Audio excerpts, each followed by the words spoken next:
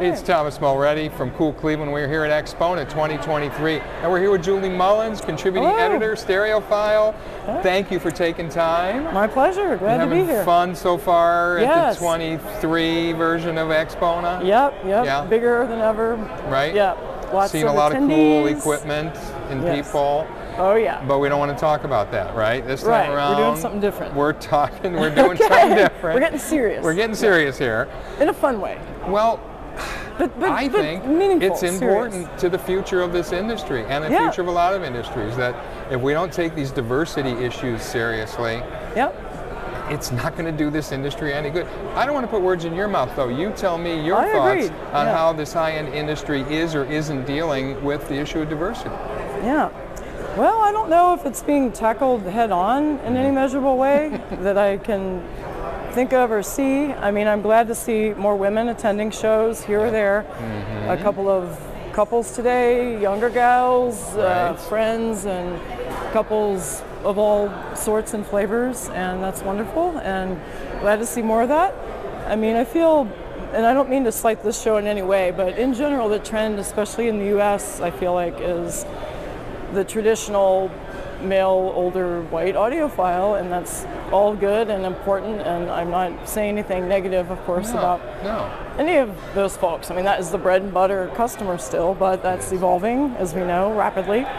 And so anytime there are more people coming from different places and more women feeling welcome, I think there's small things. And I am glad to see not only more women at the show, but I think the kinds of products that are coming out now, and not to be biased, but I just think are more friendly for newcomers in some ways. And that doesn't mean dumbed down, but just maybe women want different things. Some women not, and again, I hate to overly generalize, but I think in the hobbyist and the tinkering, you know, like men working on cars or these kinds of stereotypes. I certainly know women who, you know, take apart a motorcycle, put it back together, you know, all this stuff. But to have those, have that in mind with product design also. I think that's coming out more where women would be more interested, not just aesthetically, but the whole experience of using the product. I think the way you interact with it, whether it's a great app, great user interface, you know, touch screen, the physical design, the aesthetics, and even couples buying. I mean, the old school term is the wife acceptance factor, is the kind of classic term, putting it, well, but that's obviously evolving. I mean, many partners, not just wives, but anyone you're living with, if you want to live with the system in a smaller space, an apartment, even a bigger house. If there's the man cave of days of old is somewhat less common these days, especially, well, even in the States, but certainly in Europe and other markets. But having a system that you can live with in your environment that not only sounds great and has audiophile values and qualities and delivers what you want musically, whether that's digital, analog, whatever,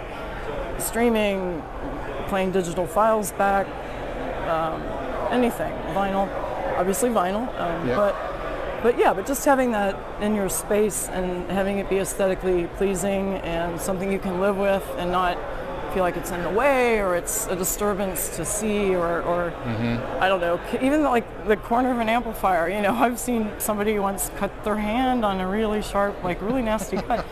And again, it's an amazing product, of course, and it has its place, but yeah, there are lots of things to consider, I think, in an evolving marketplace. And so and those are aesthetically well designed too. Exactly. Yeah. And you talk about the difference between this show in the U.S., largest one in the North America, Expona, now, right?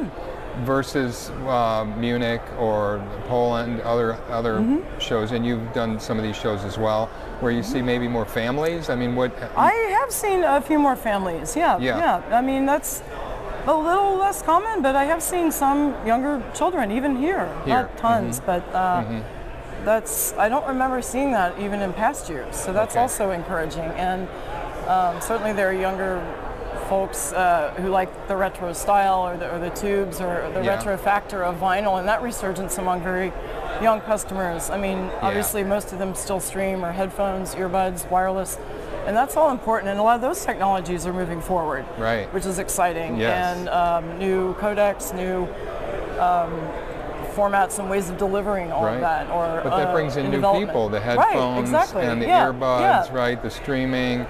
It's a whole new audience, and so you are, because you cover a lot of the technology, and you're seeing the product design sort of meet those newcomers where they exist, where they live. Right, those needs, or the versatility, and I think it's also smart that a lot of companies are building out designs to have more longevity, you know, not to be, so they may cost a little bit more, but it can be software upgradable by the end user, or they have a longer life, because obviously formats, technologies are changing so quickly, and processing power, all these things, and if you have that adaptability in a piece of gear you're going to be acquiring, that's really important to upgrade the firmware. To really think about that. Exactly. The firmware. So, as a woman yourself, coming up in this industry, I know you were turned on to music by your father. Passed down to you, right? Have you any stories or any pushback that you've received or anything, without naming names or being too specific? But you know, it wasn't just a walk in the woods or whatever for you. You didn't just come in and say, "Hey, I'm Julie. Give me a job. I'm ready to go. Here I am. I'm out of the box. We ready to." You know, whereas it is easier for men who have networking, have connections. I don't have to tell you this. I'd like you to tell me what you experienced. You know. Oh, gosh. Just because people don't know. They don't know the stories. You know, men don't go around telling each other, I had a hard time, this person turned me down, I couldn't get an interview here. But women have these stories. Yes, I think so. And I think to answer your question a little more directly about my experiences, say, with covering shows, I mean, it did take years of going into rooms and like, oh, isn't that nice? Or isn't that neat? And it's like, yes, but I have more questions. I want you to answer my questions. I'm not gonna, I don't need to know every last piece of hardware and, you know, in the circuit path, that, you know, every last little bit and component that's in there.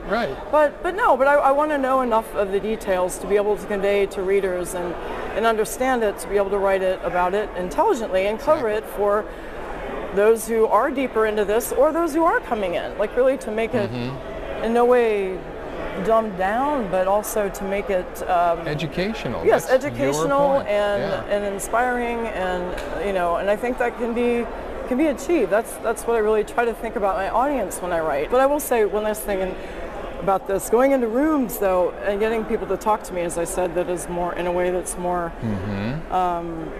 just going down to, you know, a little bit deeper dive.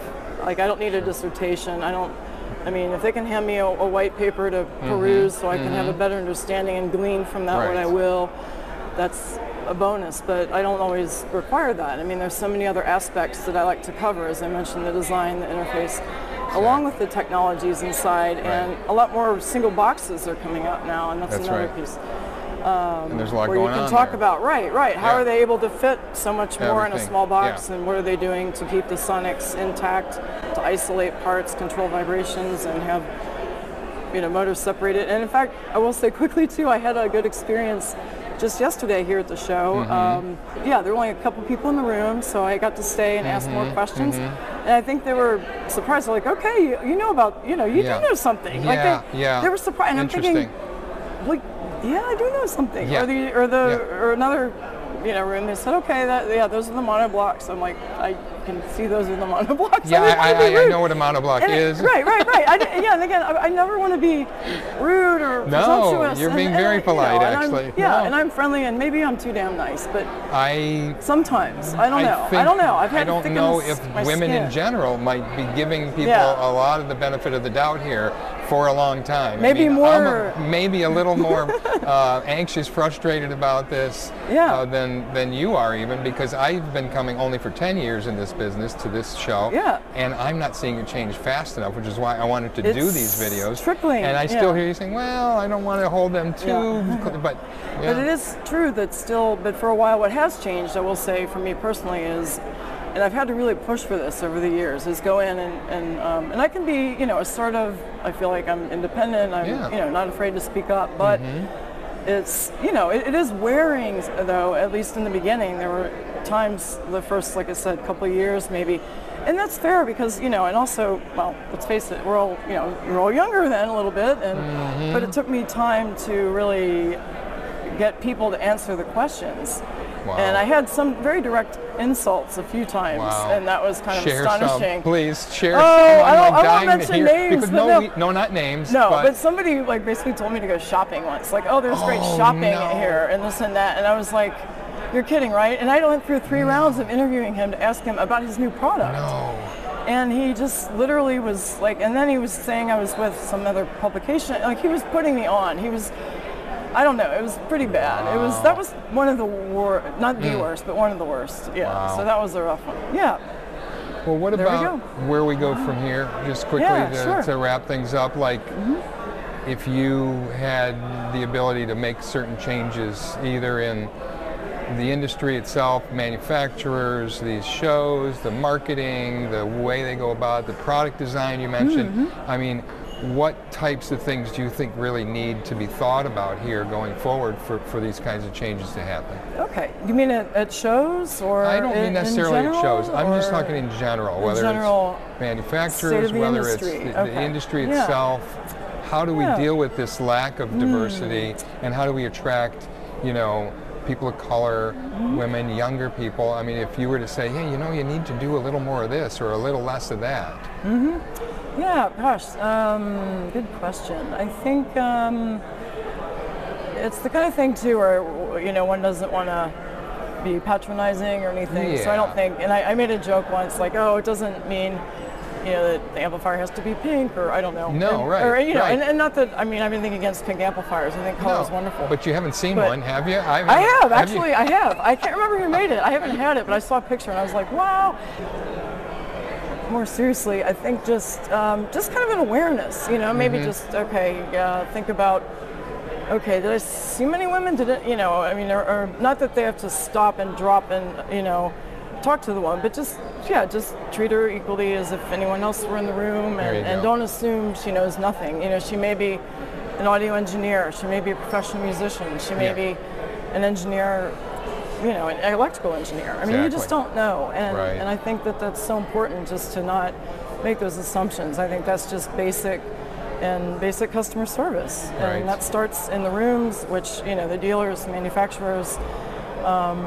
So I think that's just a basic starting point, but to draw more women, I think just to have that, feel comfortable, and maybe that means hiring more women, or seeking out women who are interested, or and there's a group, a Facebook group. It hasn't been very active, but I think things like that are, or at least I haven't been on it, so maybe that's me. For women in hi-fi. So just any kinds of the small things you can make, just not the assumptions. And product-wise, I feel like things are moving in a good direction. I don't think that's quite as gendered, but maybe an awareness. And again, I don't want to generalize too much, but I think the kinds of products that are coming out now are more friendly for audiophiles who may not be quite as tweaky or hands-on, and there's nothing wrong with that, because again, some women will want to roll tubes, or want to look under the hood, or tinker, or make other modifications or things like that. So I think from a product standpoint, things are moving a little bit in a better direction, but I don't have any really big advice on that front. I have to, give that more thought. But if you want change, maybe you have to change some things, you know? And so if the status quo is going off a cliff because your people are getting older and whiter and more male, and you're not bringing in, you might have to change a few things. That might mean change. And also, absolutely, and women having more money to spend, and I don't think maybe they'll be necessarily, in all cases, the same kind of audiophile in the way we think of it in perfectionist audio, but again, I don't think that means that there are no products, or that there's not a place here for that. So for them to be audiophiles, or whatever they want to call themselves, passionate music lovers, because again, they have the money and the interest, I think, and and that's what we're all here for. At the end of the day, it's their money, right? Not just that, but in the interest of elevating their musical enjoyment of their personal collection, whatever that is. If it's cassettes, or I don't want to glorify cassettes, but if it's vinyl, if it's streaming, if it's headphones, if it's a really blown out high-end system that's super sexy and does it's all possible, and I just don't think that 51 or whatever it is percent, 50% of the population, it just doesn't make sense for anybody to have that be in absence. So thank you. Anyway, thank you for saying that. Well, thanks. I really appreciate that. Well, I'm glad to be here, and I feel really and I'm glad that I felt very welcome, and I feel more and more people, and that's cool. Even some in the past, have really like turned around and recognized. And nice. Yeah, and I mean I do have other stories maybe for another day. For another day. But yeah, that's after we turn the camera off. Yeah. Oh well, it's all good. Yeah. I mean, that's great. Yeah, a couple, but yeah. Thanks for your time. I hope I haven't gone on too long, but no. Appreciate you sharing and sort of bearing your soul a little bit. I really do. Thank you for talking about these issues. Well, my pleasure, Thomas. Thanks, Julie. Thanks for being here. Yeah. Thank you. Thanks, everybody. Thank you. Hey, it's Thomas Mulready from Cool Cleveland. We're here at Expona 2023.